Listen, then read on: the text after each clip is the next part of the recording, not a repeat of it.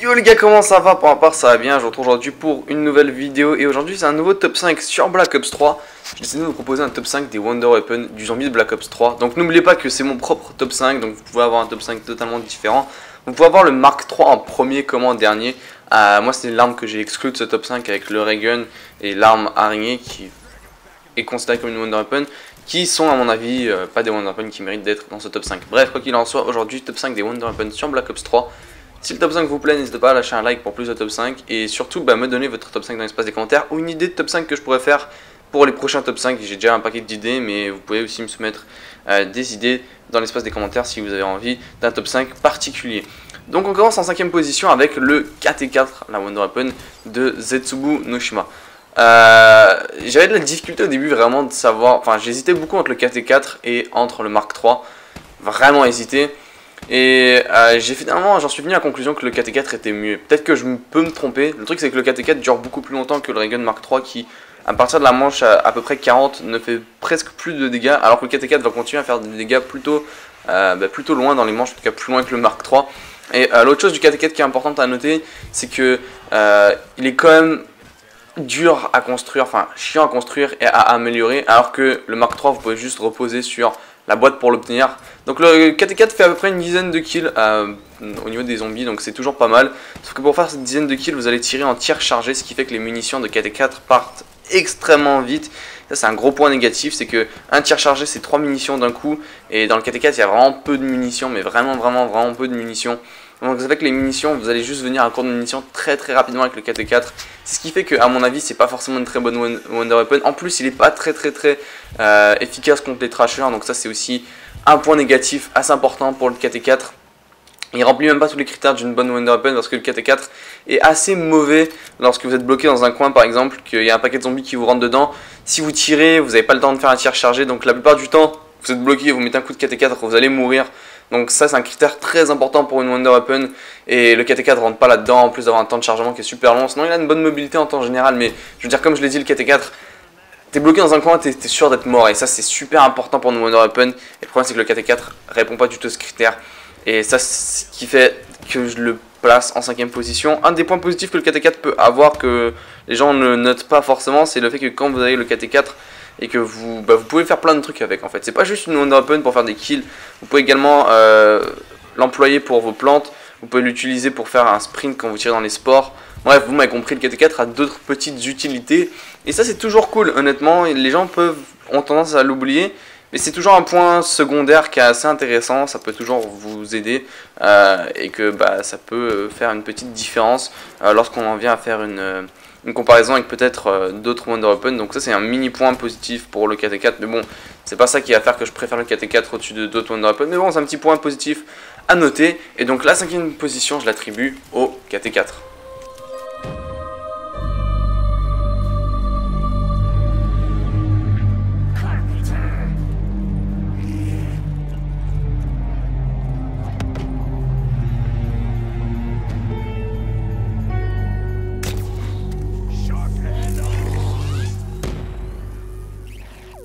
Allez, en 4ème position de ce classement, je l'attribue à la Wunderwaffe, l'ultime classique des Wonder Weapons. Et la Wunderwaffe après patch, parce que si vous regardez la Wunderwaffe quand elle venait de sortir sur The Giant, au tout début du jeu, c'était horrible, ça tuait 2 zombies. Enfin bref, c'était pas la vraie Wunderwaffe. Mais la Wunderwaffe classique, comme on la connaît, peut tuer une dizaine de zombies. Donc ça c'est vraiment pas mal parce que c'est à peu près autant que le KT4, un tir chargé. Sauf que la Wunderwaffe a beaucoup plus de munitions à tir chargé du KT4, vous pouvez à peu près en faire une dizaine avec tout le KT4, même la version améliorée. Alors qu'avec la Wunderwaffe, comme il y a il y a une vingtaine de munitions à peu près dans la version non améliorée, vous avez largement plus de munitions, si vous voyez ce que je veux dire. Et quand vous améliorez une nouvelle fois la Wunderwaffe, vous avez une quarantaine de munitions presque.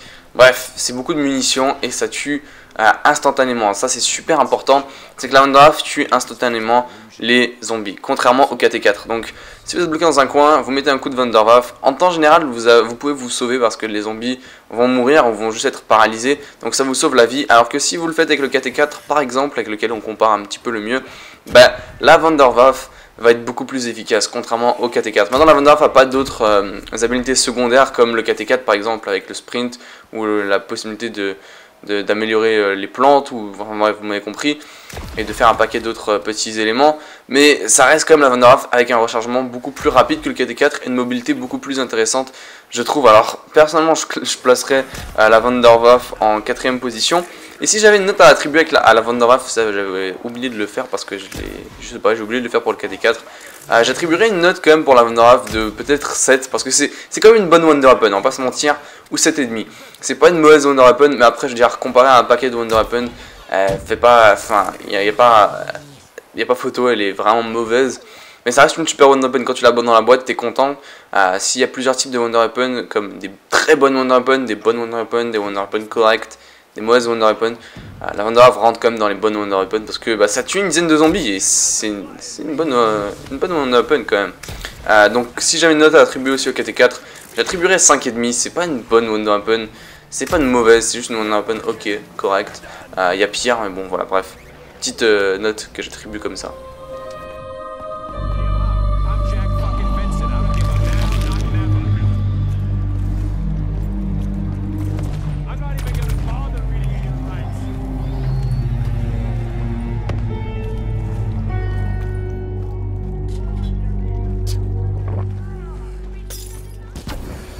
Ok, là je sais que je vais me faire taper, me faire insulter, mais bon, comme vous voulez, j'ai décidé de mettre sur le podium des Wonder Weapon, en bas du podium, le servant d'Apoticon de Shadows et Revelations. Alors, les gens souvent exagèrent trop avec cette arme. C'est une super bonne Wonder Weapon, une nouvelle fois, comme je l'ai dit.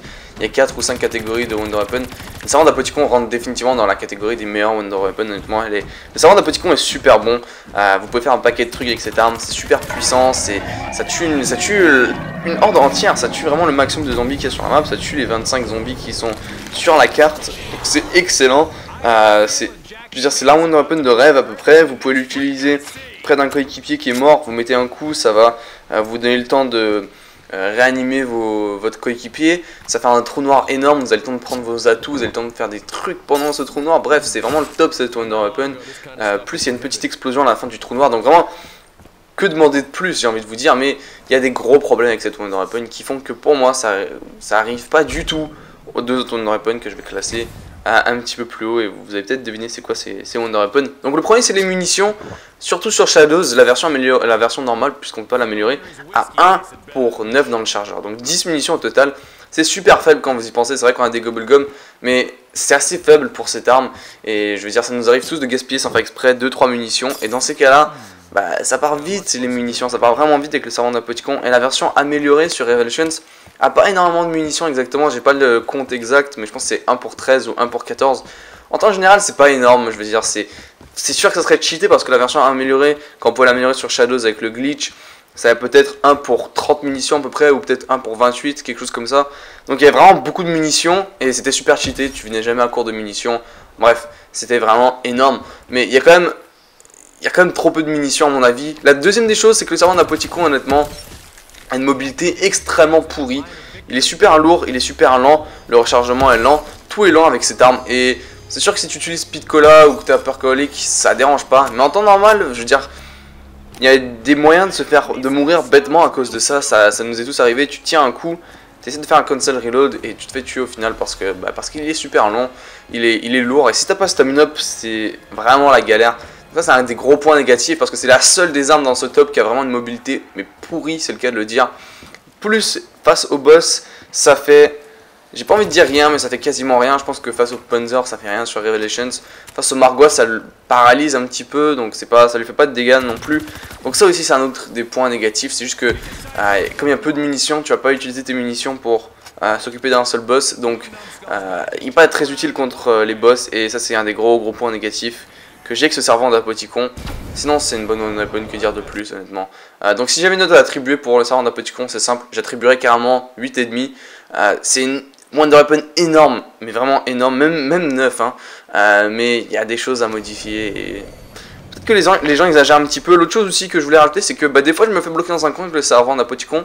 Je suis tout rouge à un coup de mourir, je mets un coup de servant pour espérer survivre, et les zombies ont le temps de mettre un autre coup, donc c'est pas instantané forcément tout le temps, et ça c'est un point négatif. La Vanderwaffe est plus instantanée que le servant d'Apoticon, je trouve, et les autres Wonder Weapon qui sont non-stop également. Donc voilà, troisième position pour le servant.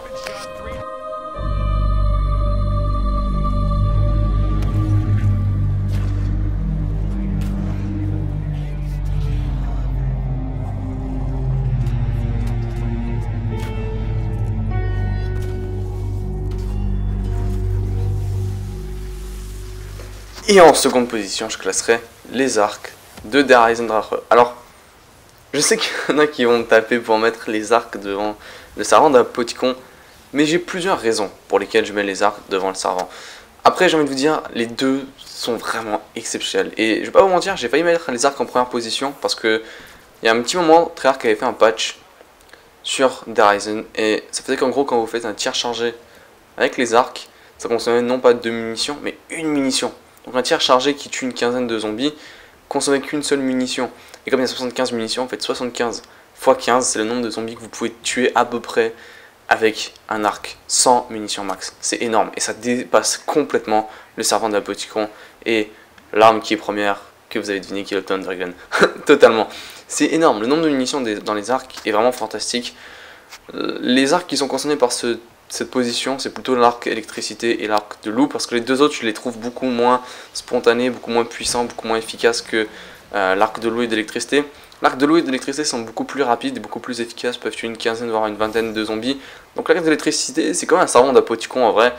Ça attire pas forcément les zombies, mais vous tirez à un endroit, vous pouvez rester dans cet endroit et rien faire. C'est comme aussi le staff de glace. Et ça tue, ça déblaye carrément la horde entière de zombies.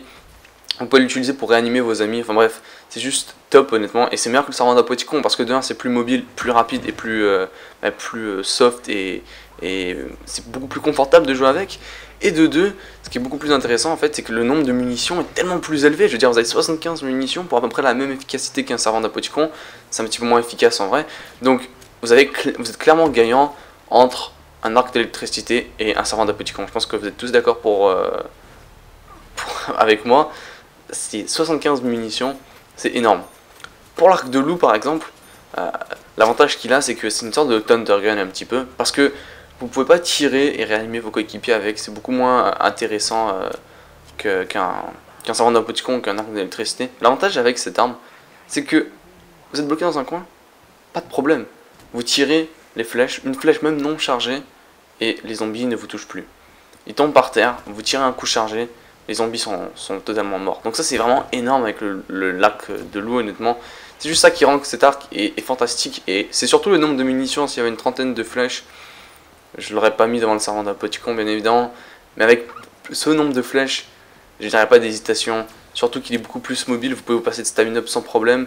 Vous êtes beaucoup plus rapide, beaucoup plus tout que le servant d'Apoticon. Donc c'est la raison pour laquelle je les mets en deuxième position. Et si j'ai une note attribuée, ça reste une note de 9. Pour les arcs.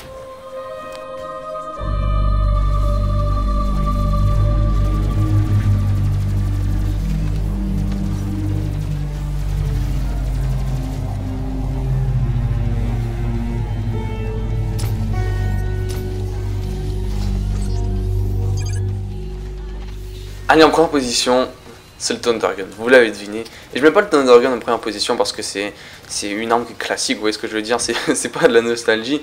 Non, c'est vraiment ce que je pense être la meilleure des Wonder Weapons, en tout cas sur Black Ops 3. Il y a plusieurs raisons qui font que le Thundergun, à mon avis, est meilleur que les arcs et meilleur que le servant d'Apoticon. Déjà, pour commencer, le Thundergun c'est 4 plus 24 dans le chargeur normalement, ou 4 plus 20.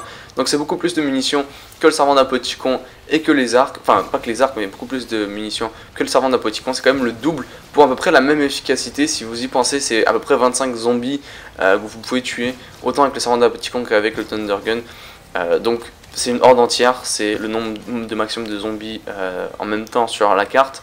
Donc voilà, ça c'est la même efficacité. Mais le Thundergun a beaucoup plus d'avantages que le servant d'Apoticon, à mon avis. Donc déjà il est beaucoup plus rapide, beaucoup plus mobile, beaucoup plus soft à jouer. Et ça c'est un point important, c'est que vraiment vous êtes super rapide avec ce Thundergun. Et faites le calcul, je veux dire 28 x 25, c'est beaucoup plus de kills que la version améliorée du servant d'Apoticon qui est de 13 ou 14 x 25. Vous voyez ce que je veux dire?